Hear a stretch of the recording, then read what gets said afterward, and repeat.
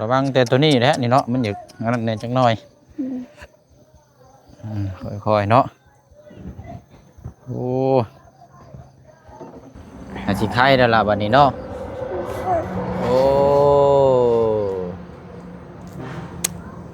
เฮ้ยยิบ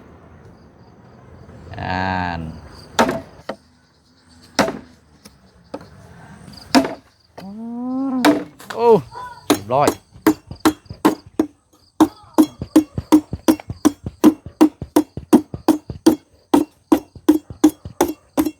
อันนี้จำนวน100,000 กีบเด้อเอาบัดนี้พร้อมครับที่จะรอรับฟังเลยเนาะโอเคเลยเอาเดี๋ยวไปเชียงแจ้งด้วยก็ได้เนาะเพราะว่า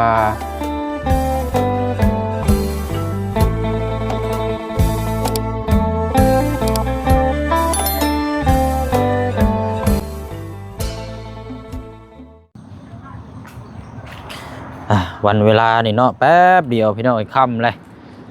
บ่ได้รอถ่าไผจักดีเนาะแต่ละมื้อแต่ละวันนี่เอาพี่น้องเนาะก็ถือว่าเปิดภาพเปิดกล้องมาก็มาพบมาเจอกันอีกคือเก่าเด้อเนาะมีเรื่องราวมาพูดมาคุยแล้วก็มาแจ้งพ่อแม่พี่น้อง FC เฮาได้รับได้ชมแล้วก็ได้ฮู้นํกันมื้อนี้ก็พี่น้องเนาะกราบสบายดีและสวัสดีพ่อแม่พี่น้องเบิดสู่คู่สู่คนพบเจอกันอีกคือเก่าคือเดิมพี่น้องเนาะ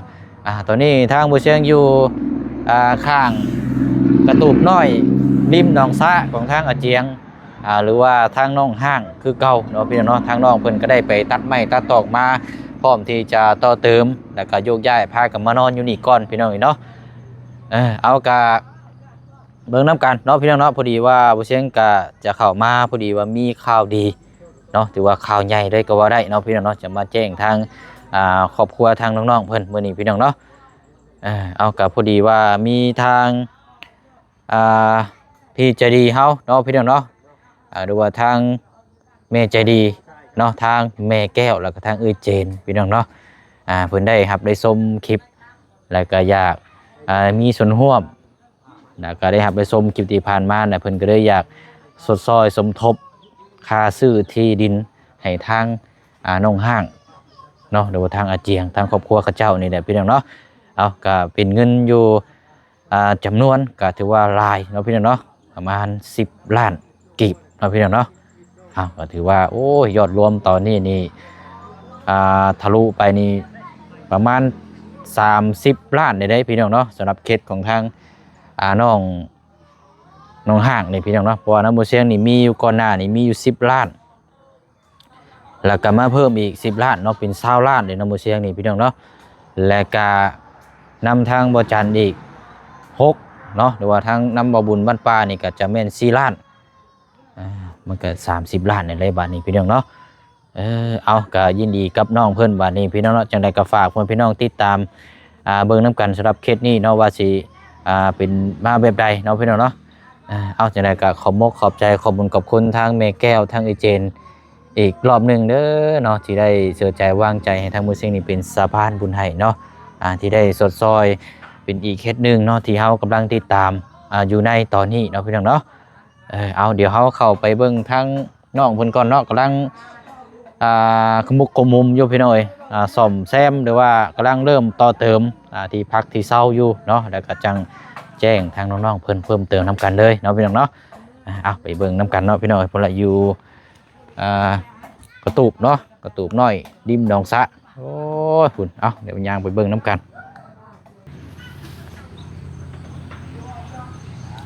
อันนี้ก็ชื่อว่าเป็นอีกครอบครัวหนึ่งอันนี้กับพี่น้องทางผู้ใหญ่ใจบุญสดซอยเนาะแต่ว่าผ่านทางช่องเบาปินดี้เนาะพี่น้องเนาะพี่น้องเนาะเพื่อนเราไปใช้นี่เนาะเฮือนชานเนาะมันก็รุดไปในนี้อันนี้พี่น้องคือบดีแท้นี่เนาะหรือว่ามีการทุบตีมากออกบ่นี่หรือว่าจังไดนี่พี่น้องเนาะไปนอนอยู่กันนี่ได้นี่โป่งอยู่นี่เนาะเอาป่านนี้พูดมาเลยออกมาพี่ก้อนละออกมาพี่ก้อนมันมืดเข้าไปในเอา บายดีเนาะจะเป็นนี่ได้ใครละบ่ฮะคิงเย็นขึ้นละบ่ใส่เบิ่งหันหันเด้เย็นขึ้นแล้วเนาะพอเราจังเล่นได้นี่เนาะเราบ่ได้ให้อีกบ่บ่ได้ให้ปานใดเนาะใครอยู่ดอกซะกินแล้วบ่ยาน่ะกินแล้วกินแล้วเนาะกินจักเทื่อแล้วกินเทื่อนึงบ่โดยกินบวงนึงบ่โดยหั่นดิเอากะนั่นกะบัดสินอนจังให้ลูกกินอีกก็ได้เด้อโดยกินโตที่ว่าเจ้าให้หั่นแหละมันเริ่มช่วงกันเด็กน้อยมันก็อยากดิ้นหรอกเพราะมันบ่สบายแล้วมันก็เมื่อยเนาะโดยเนาะเอาก่อนอื่นเนาะเดี๋ยวถามทั้งน้องห้างก่อนทั้งพี่น้องถามมาว่าเป็นยังเวลานี่คืออุ้มลูกตลอดแท้นะเป็นนี่ได้คืออุ้มลูกตลอดลูกก็จะลูกก็เป็นไข่หงมันบ่มีคนเอาซอยซะบ่ก็เลยจำเป็นต้องอุ้มแบบนี้เนาะพวกก็อยากอุ้มช่อยพวกก็เฮ็ดแต่ว่าเราเห็นเวียกเราอยู่เนาะอันนี้แหละคือเห็นรักปัจจัยกับเพื่อนพี่น้องถามมาว่าออกคลิปใดก็เห็นอุ้มแต่ลูกเพราะว่าบ่มีไผเอาซอยเราได้พี่น้องเอาง่ายๆซะคือเฮาฮู้กันแหละถ้าเราบ่เอาไผสิเอาบัดนี้เนาะอย่าให้ผู้เอาผัวก็เฮ็ดเวียกทั้งนั้นคือกันทั้งอาเจียงกัน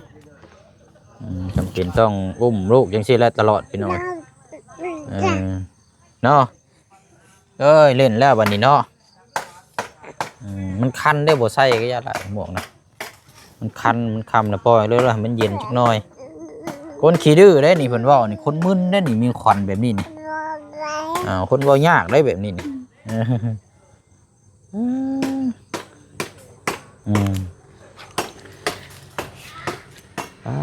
เนาะปันต่ำอยู่อันนี้บ่ไหม้ทางอาเจียงเอามากะพออยู่ดอกบัดนี้เนาะอันนี้เราเอามาเพิ่มอีกซั่นบ่ล่ะ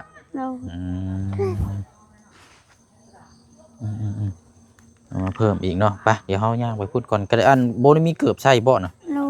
โอ้โหพี่น้องไปเนาะยังบ่ทันได้คำพบปานใดหรอกไปทางไหนล่ะไปทางเจ้าไปเอาเกือบบ่มี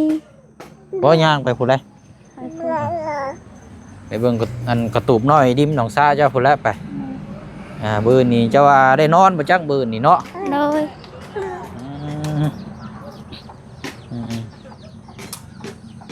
ไปเบิ่งเด้อเหยียบตะปูได้เนาะเพื่อแท้นี่บ่เอาเบิ่งได้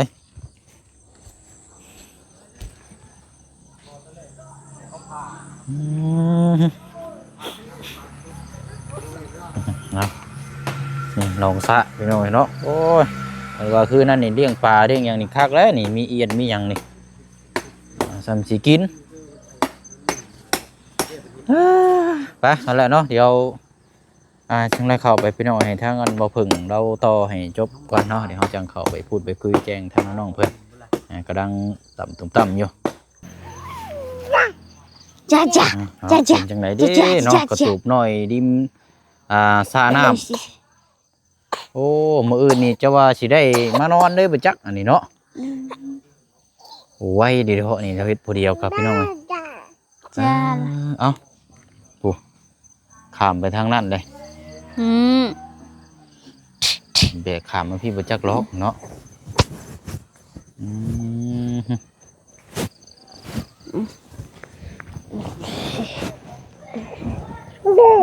โอ้ระวังแต่ตัวนี้แหละนี่เนาะมันอยู่งั้นเนี่ยจังหน่อยค่อยๆเนาะโอ้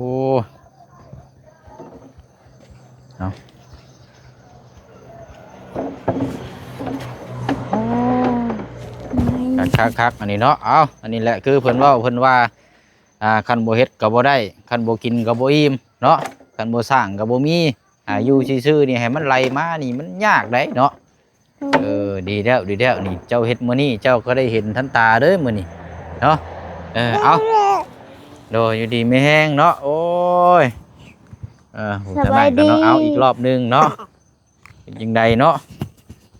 ใกล้แล้วมื้อนี้ได้นอนบ่มื้อนี่ฮะ ได้นอน จะบ่รอดล้อมมื้อนี่เนาะอันนี้เจ้าทรัพย์อันหาก็แล้วบ่ตัวนี้นะ เลย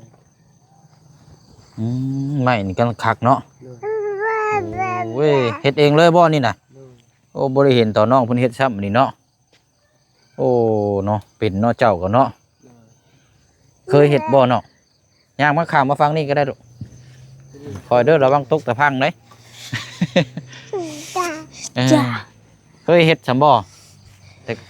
เคย เฮ็ดอันให้ไผอันนั้นแต่ก่อนหน้านะ เฮ็ดตังอยู่ ฮะ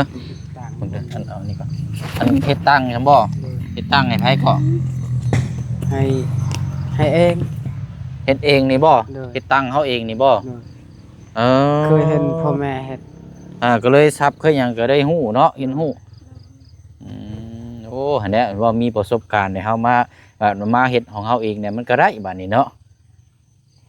เก่งๆพี่น้องเนาะเดี๋ยวต่ออีกจักหน่อยเนาะเดี๋ยวก็จังเลิกลา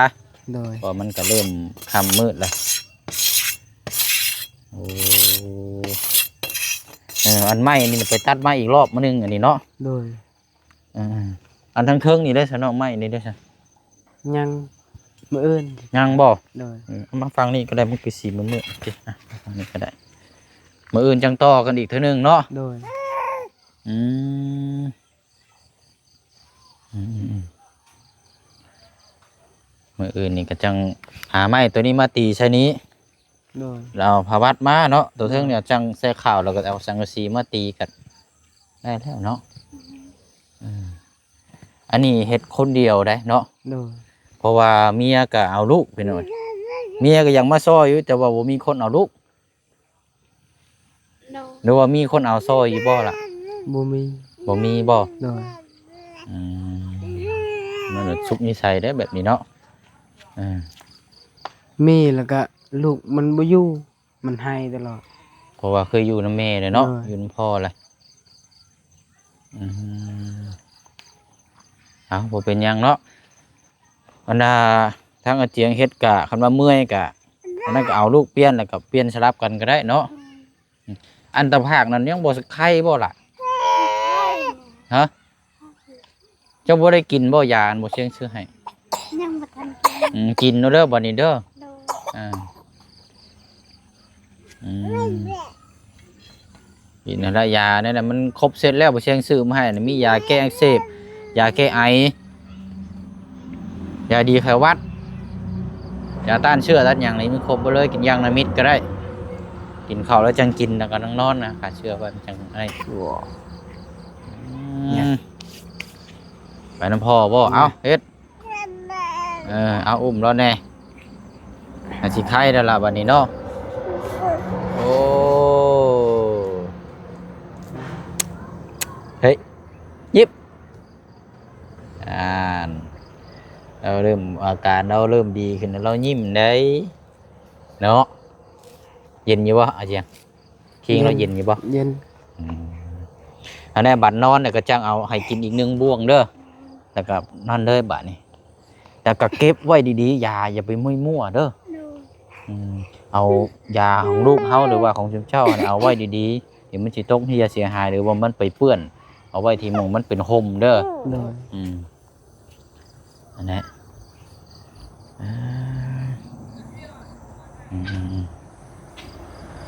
เดี๋ยวกันผู้น้อยนี่สบายเลยแค่แน่แล้วกันผู้เป็นแม่นี่ก็เมื่อแล้วจังกินยาถ้ากระเจียงนี่เศร้าคักแล้วบ่เจ้า โดยเช้าเลย เรียบร้อยแล้วเนาะ เลย ใครอยู่ซะอย่าไปกดปุ่มของลุงนะลูกเด้อมันสิปิ้งออกได้ฮะเนาะบัดนี้อันคำแรกเนี่ยสิพากันเฮ็ดหยังจะกินข้าวกินน้ำบัดนี้บ่ล่ะมีแนวกินนะบ่ฮะได้ยังกินข้าวกับข้าวน้ำซ้ำปลา กินแก้ว ฮะ แก้ว แจ่วมังเพชร โดย โอ้ว้า อืม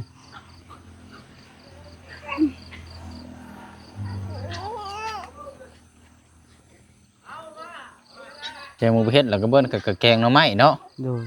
อืม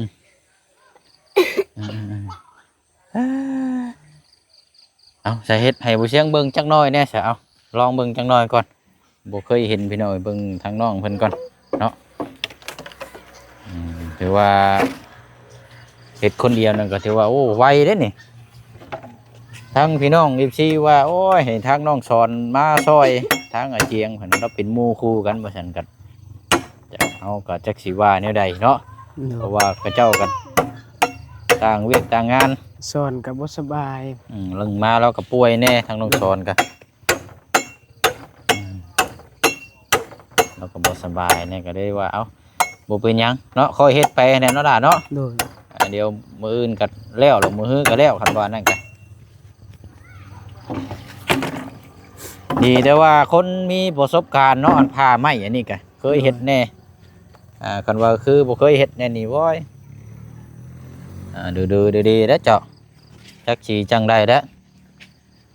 เอาเพื่อบ่ลบไปหยังล่ะเอาไม่อีกลบไปหยังนี่เอามันยาวโพดบ่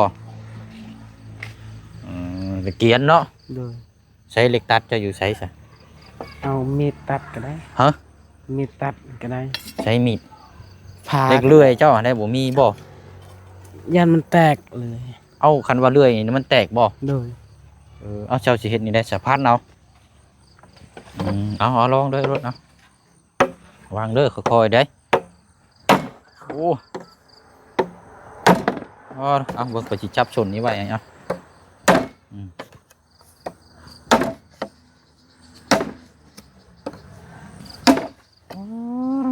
โอ้เรียบร้อยบังใหญ่ดีโดเนาะมันซ้ำมันไม้ไผบ้านพุ่นเด้นี่แต่ว่าลำมันยาวไม้อันนี้นี่โอ้เห็ดบังขาวหลามนี่บังใหญ่ๆซ้ำนี่บ้าเนาะ มันสิกินหลายมื้ออยู่ดอก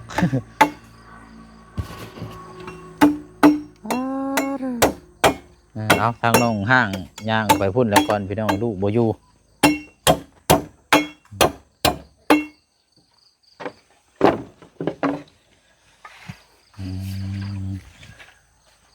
เอาเฮ็ดไปเริ่มต้นมือสองมือเนี่ยก็สีเมื่อยเนี่ยจักหน้อยเพราะว่าถ้าเฮาบ่เฮ็ดก็คือว่านะมันบ่ได้เนาะ โดย มันเป็นของเฮาเองก็ต้องเฮ็ดต้องสร้างปานซับเคียงหมูอันนี้เนาะเฮ็ดจัดอันนี้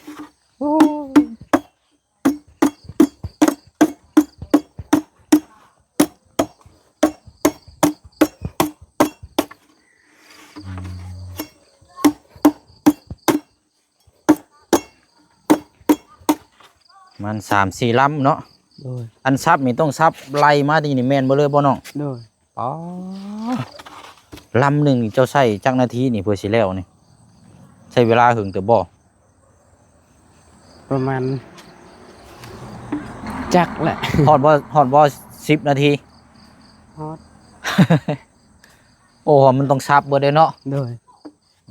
ซับแบบนี้แล้วก็ซับนี้อีก อืม แล้วก็ซับนี้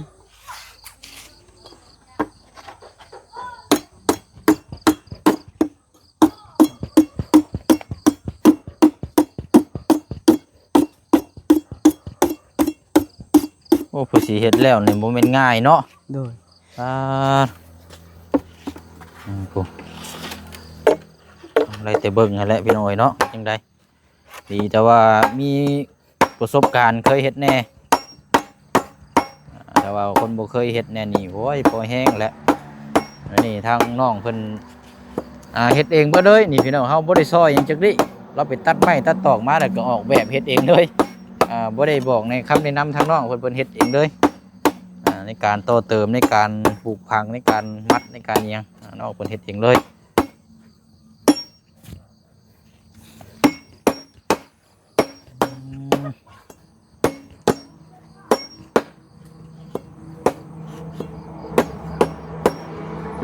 ก็ถามว่าวิวนี่ก็คักอยู่พี่น้องเอ้ยแต่ว่ามันนึงมานี่ยามน้ำท่วมมาแล้วมันอยู่บ่ได้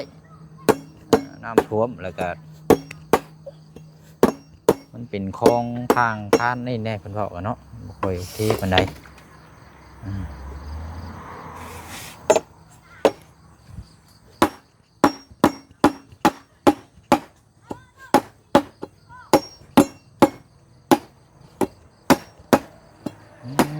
เนาะครับเอาปวดบ่เละแขนหมูแดงนี่เนาะ โดย บ่แห้งแล้วพี่น้อง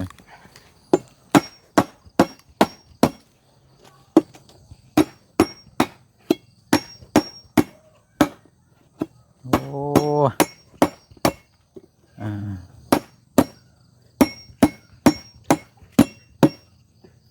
ถือว่าทานนี่ก็โอเคอยู่เราเห็นไม้ที่ไม้นี่ก็มันเป็นไม้ตันไม่ไล่พี่น้องอันนี้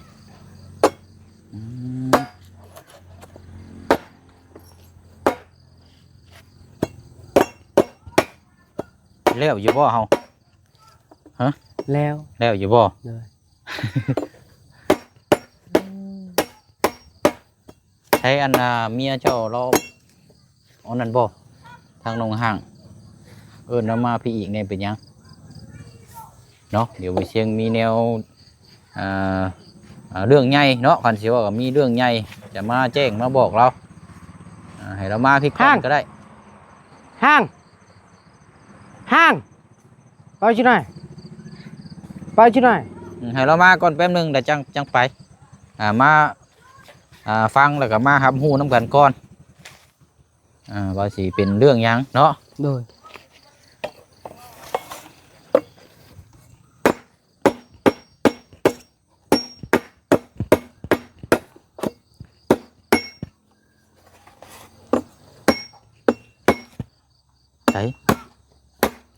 ได้อีบ่เฮา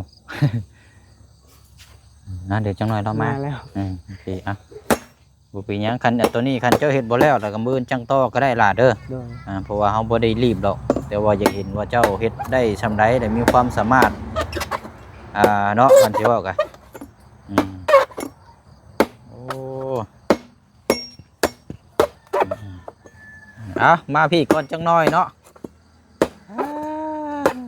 มาเลย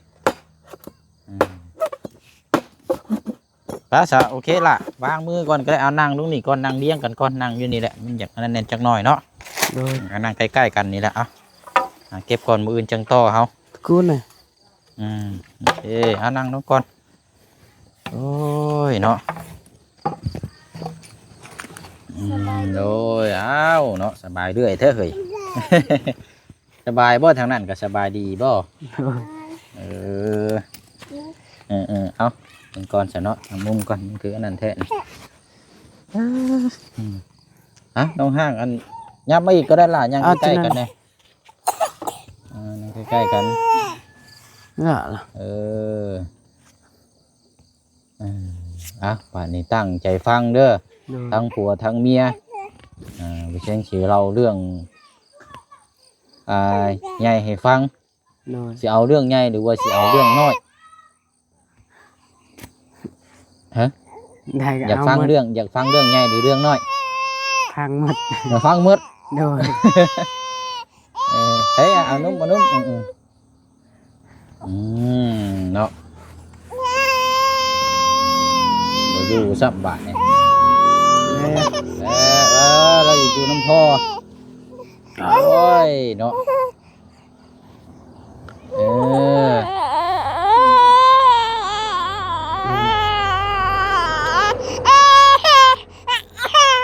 โมเมนต์เสียบท้องบ่ล่ะ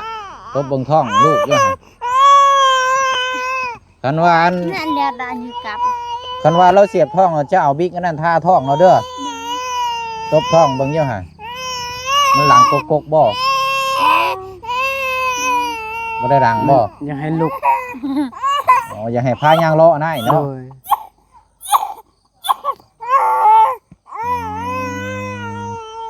โอ้ยเนาะเจ้าก็สมองแล้วสานี่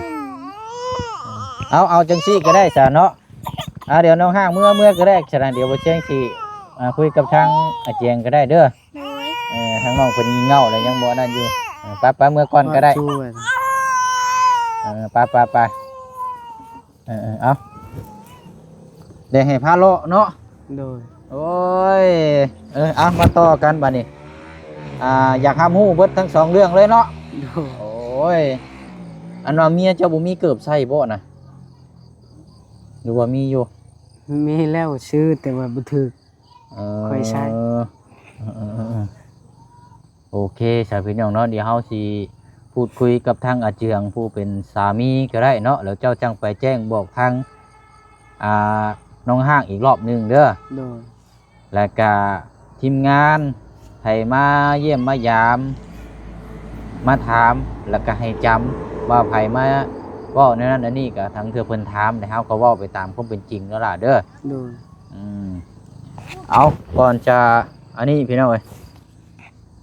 เดี๋ยวสิครับก่อนสิฟังเรื่องราวเรื่องข่าวใหญ่เนาะ โดย เอาบ่เชิงมอบเงินไว้ให้ใช้ส่วนตัวก่อนจำนวน 100,000 กีบ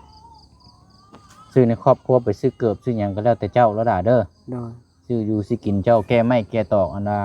นี่แหละบำรุงเจ้าหั่นน่ะเด้อ โดย เอานมมือเอาละ ขอบใจหลายเด้อ เอาอันนี้จำนวน 100,000 กีบเด้อ โดย เอาบัดนี้พร้อมครับที่จะรอรับฟังเลยเนาะ โดย โอเคเลยเอาเดี๋ยวไปเชียงแจ้งด้วยก็ได้เนาะ โดย เพราะว่า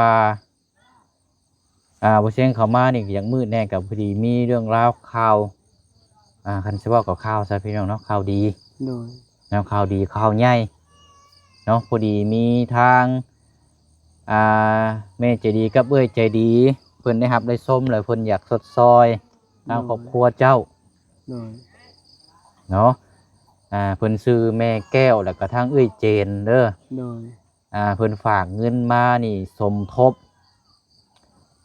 10 ล้านกีบ โดย กับ500,000 โดย เนาะอันนี้บ่เชียงฮักไปให้เจ้าแล้ว100,000ก็ยังเหลืออยู่10 ล้านกับ400,000 กีบ โดย เนาะเพราะว่าอันตอนบ่เชียงแจ้งไปนั่นอันจำบ่ได้พี่น้องลืมเอาเท่ากับตอนนี้นี่เงินอยู่นำบ่เชียงนี่เฉพาะคนเดียวนี่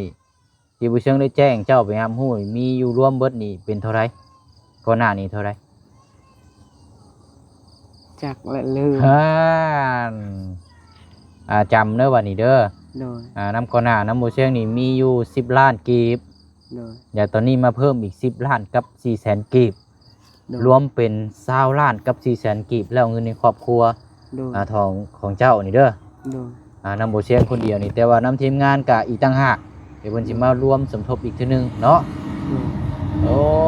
ยเอาบัดนี้พี่น้องเอ้ยก็เท่ารวมเบิดนี่ตามมองเห็นประมาณ30 ล้านนี่ได้ โดย 30 ล้านกีบแล้วเงินเจ้าตอนนี้เนาะ โดย เฮามีแต่ว่ารุ่นเรื่องที่ดินที่ทางอย่างไรก็ติดตามเบิ่งนํกันนั่นแหละงบสร้างบ้านเรือนชานไปให้แล้วพี่น้องเสียน้องเพิ่นต่ออีกเนาะ โดย เอามีแต่ว่าให้เจ้าและตั้งครอบครัวให้ตั้งมุกตั้งใจเด้อด่าเด้อ โดย บ่ว่าสิเฮ็ดหยังก็แล้วแต่เนาะ โดย ให้เป็นคนที่หักคนที่แพงในทีมงานหรือว่าทั้งน้อง FC หรือว่าบ้านใกล้คืนเคียงไผสิเว้าหยังก็แล้วแต่เฮาฮู้อยู่แก่ใจแล้วเฮาเฮ็ดดีไปโลด โดย นี่คือเจ้าเฮ็ดแบบนี้เด้อนี่เจ้าเฮ็ดนี่เจ้าเห็นนี่เห็นบ่ โดย ถ้าเจ้าบ่เฮ็ดนี่บ่ได้เห็นได้มื้อนี้นี่ โดย อันนี้เจ้าไปแต่เช้าเจ้าตัดไม้มาแหละมันผลมันก็เลยออกเลยเห็นบ่ มันก็ขึ้นอยู่กับการกระทำเฮาเบิดเพราะฉะนั้นเฮายึดมั่นในตัวเองเฮาเนี่ยเด้อ โดย แต่ว่าอย่าลืมเนาะบ่เสียงซอยเจ้าก็ต้องซอยนํต่างคนต่างซอยกันเพื่อให้มันผ่านพ้นไปดี โดย กระดาเด้อเอาเดี๋ยวจังไปแจ้งทางน้องห้างอีกทีนึงเนาะที่บ่เชียงมาแจ้งรอบนี้เด้อ โดย เอามีแต่ว่านุบมือเนาะมันค่ำมืดแล้วนุบมือใส่หน้าแล้วก็ฝากขอบมุกขอบใจทางแม่แก้วทางเอ้ยเจนเพิ่นอยู่ทางต่างประเทศนั่นน่ะเด้อ ขอบใจหลายเด้อแม่แก้วกับเอ่ยเจน โอ้ย ขอให้อยู่ดีมีแห้งความเจ็บบ่ให้ได้ความไข้บ่ให้มีให้อายุมันควันยืนให้สุขกายสบายใจนอนหลับขอให้ได้เงินหมื่นตื่นมาขอให้ได้เงินแสนสาธุ โดยเอายินดีนำเด้อน้องเด้อ โดย ป้าเฮาบัดนี้แยกย้ายมันค่ำมืดแล้วพี่น้องเอ้ยโอ้ยสบายดีทั้งพี่น้องกัน โดยสบายดี โอเคไปบัดนี้พี่น้องเอ้ยนะเก็บรถอุปกรณ์เจ้าบ่ได้เก็บบ่ ใบ เดี๋ยวมื้ออื่นจังต่อเนาะ โดย ป้าย่างไปพุ่นละไปไปอะไรพี่น้องเนาะก็มีแต่ว่าอยู่ดีมีแห้งร่ำรวยเบิดสุขุสุคนเด้อเนาะมุกขอบใจทางเมแก้วทางเอเจละลายเนาะที่ได้ฝากเงินมาร่วมสมทบซอยทางน้องเพิ่นในครั้งนี้เนาะจังไดก็ฝากทางแม่กับเอ้ยติดตามแล้วก็พ่อแม่พี่น้อง FC เฮาเนาะเบิดสุขุสุคนเด้อพี่น้องเด้อเนาะว่าสิเป็นจังไดเดี๋ยวมีหยังเพิ่มเติมอยู่ทางบ่เสียงมาแจ้งพี่แจ้งน้องนำกันอีกเนาะเอาลาก่อนเด้อพี่น้องเด้อพบเจอกันในคลิปหน้าเนาะบ๊ายบายพี่น้องเนาะสบายดี